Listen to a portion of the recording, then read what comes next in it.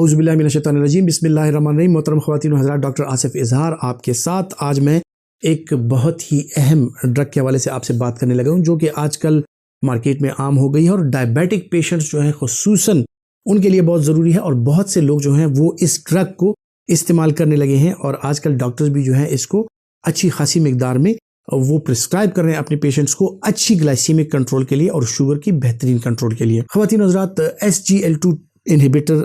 डैपाग्लेफ्लोज़िन या एम्पाग्लेफ्लोज़िन के हवाले से आज मैं आपसे बात करने लगा हूँ। सो जो ग्लेफ्लोज़िन ग्रुप है, इसमें बुनियादी इसका फंक्शन क्या है, शुगर के कौन से मरीजों में इसका इस्तेमाल किया जाता है, वो मैं आज आपको बताने लगा हूँ। कौन से मरीज़ हैं जिनमें इनका इस्तेमाल नहीं करना चाहिए। टाइप 2 डायबिटीज़ के वो मरीज़ जो हैं जिनका शुगर कंट्रोल नहीं रहता और उनमें मुख्तलिफ़ किस्म की कम्बिनेशन की ड्रग्स इस्तेमाल की जाती हैं, जिसका जिक्र मैं पहले कर चुका हूँ। उसमें सल्फोनाइल यूरिया ग्रुप, मेटफॉर्मिन वगैरह और इसी तरह जो है तो मुख्तलिफ़ किस्म की ग्रुप्स में ड्रग्स का इस्तेमाल किया जाता है, जो आपकी पेशेंट की सेहत के मुताबिक, यानी उसका वज़न कितना है, उसके शुगर बढ़ने की अलामात और उसके शुगर बढ़ने की वजूहात क्या हैं, उस हवाले से अगर देखा जाए तो एक नई ड्रग आजकल मार्केट में आई हुई है जो कि ग्लेफ्लोज़िन ग्रुप के नाम से जानी जाती है। और इसमें एम्पाग्लेफ्लोज़िन, डैपाग्लेफ्लोज़िन वो मार्केट में तकरीबन हर जगह पे अवेलेबल है। सो इन दवाइयों का बुनियादी फंक्शन कैसे है कि इन दवाइयों में ये होता है कि जो SGLT2 एंजाइम है उसको इनहिबिट करती हैं, और जब ये उसको इनहिबिट करती हैं तो आपके रीनल ट्यूब्यूल्स में से जो ग्लूकोज गुजरना होता है, आपकी रीनल ट्यूब्यूल्स उसको वापस कैच कर लेती हैं और उसको वापस एब्जॉर्ब कर लेती हैं। लेकिन इस एंजाइम की इनहिबिशन की वजह से ये वापस ग्लूकोज की एब्जॉर्प्शन जो है ये नहीं होती और ग्लूकोज जो है वो यूरिन के थ्रू उसका अखराज हो जाता है और वो वापस आपकी रीनल ट्यूब्यूल्स में एब्जॉर्ब नहीं होता। सो इसको ग्लाइकोस्यूरिक ड्रग कहा जाता है, यानी ये आपके ग्लूकोज को आपके यूरिन के जरिए उसका अखराज कर देता है। एक इसका ये मैकेनिज्म हो गया। दूसरे मैकेनिज्म ये है कि जो आपका रीनल थ्रेश होल्ड है, जो कि आपके ग्लूकोज को वापस एब्जॉर्ब करने के लिए चाहिए होता है, ये उस थ्रेश होल्ड को कम कर देता है। सो वो थ्रेश होल्ड जब कम हो जाता है, इसका मतलब है कि जो एक्स्ट्रा शुगर है वो आपके यूरिन में उसका अखराज शुरू हो जाता है। अब जब यूरिन में शुगर का अखराज होता है, सो जो शुगर के लिए मुख्तलिफ किस्म की दवाइयाँ आप ले रहे होते हैं, जिस तरह के सल्फोनाइल यूरियाज हो गए या इस तरह का इंसुलिन अगर आप इस्तेमाल कर रहे हैं, उनका इफेक्ट प्लस इनका इफेक्ट मिला के जो आपका ग्लूकोज, ब्लड ग्लूकोज लेवल है, ब्लड शुगर लेवल है, वो तकरीबन नॉर्मल पे आ जाता है और इसके बड़े अच्छे इफेक्ट्स होते हैं। लेकिन इसके कुछ साइड इफेक्ट्स भी फिर होते हैं कि शुगर की कमी तो हो जाती है, लेकिन जो इसका ग्लाइकोस्यूरिक इफेक्ट है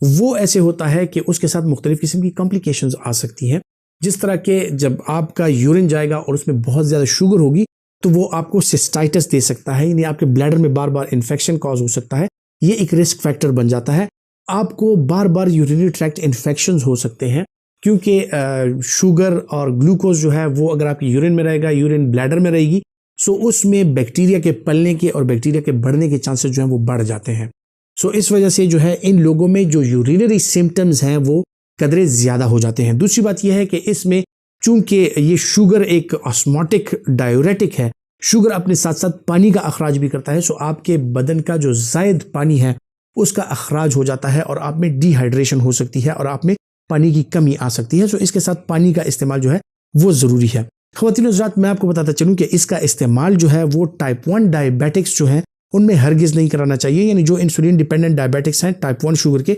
उनमें इसका इस्तेमाल नहीं कराना चाहिए, वरना डिहाइड्रेशन के साथ और शुगर बढ़ने के साथ उनमें डायबिटिक कीटो एसिडोसिस के चांसेस बढ़ सकते हैं और वो डायबिटिक कीटो एसिडोसिस का शिकार हो सकते हैं और उसकी वजह से मुख्तलिफ किस्म की कॉम्प्लिकेशंस का शिकार हो सकते हैं। जो इसके कॉमन साइड इफेक्ट्स हैं ख़वातीन हज़रात, उनमें जिस तरह मैंने जिक्र किया कि ये एक ग्लाइकोस्यूरिक ड्रग है, तो इसके साथ यूरिन का बार बार आना, यूरिनरी ट्रैक्ट के इन्फेक्शंस का होना, ब्लैडर इन्फेक्शन, इंसिस्टाइटिस का होना, इसके अलावा जो है विजाइनल कैंडिडियासिस फीमेल्स में और मेल्स में जो है, तो इसी तरह मसाने की कमज़ोरी जो है वो आ सकती है, यूरिनरी इनकॉन्टिनेंस हो सकती है, यूरिनरी ड्रिबलिंग हो सकती है, जिसको कंट्रोल करना फिर मरीज़ के लिए मुश्किल हो जाता है। और ऐसे मरीज़ जो होते हैं बार बार शिकायत करते हैं कि उनको बार बार यूरिन के लिए उठना पड़ता है और उनको अपना यूरिन कंट्रोल करना जो है वो मुश्किल हो जाता है। इसके अलावा ख़वातीन हज़रात, इसके साथ इसके इस्तेमाल के साथ ऑस्टियोपीनिया का मरीज़ शिकार हो सकता है, उसकी बोन्स वीक हो सकती हैं और खुदा न ख्वास्ता जिन लोगों में हाई रिस्क पेशेंट हैं वो ब्लैडर ट्यूमर के या उनमें family history of bladder tumour है, ये खुदा न ख्वास्ता ब्लैडर ट्यूमर के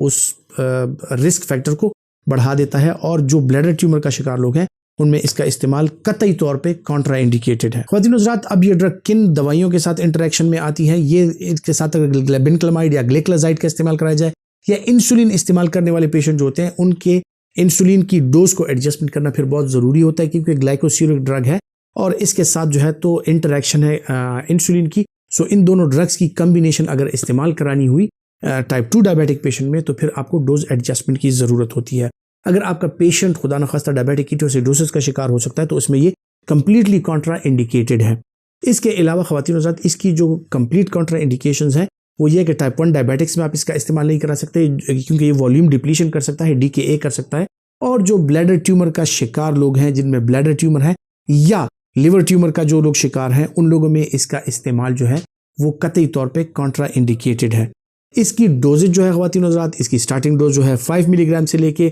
फिर 10 मिलीग्राम और इन कम्बिनेशन विद अदर ड्रग्स इसके 12.5 से लेके 25 मिलीग्राम तक डोज जो है एम्पाग्लेफ्लोजिन या डैपाग्लेफ्लोजिन की वो मुख्तलिफ कम्बिनेशंस के साथ भी अवेलेबल है, यानी मेटफॉर्मिन के साथ और इसी तरह मुख्तलिफ किस्म के जो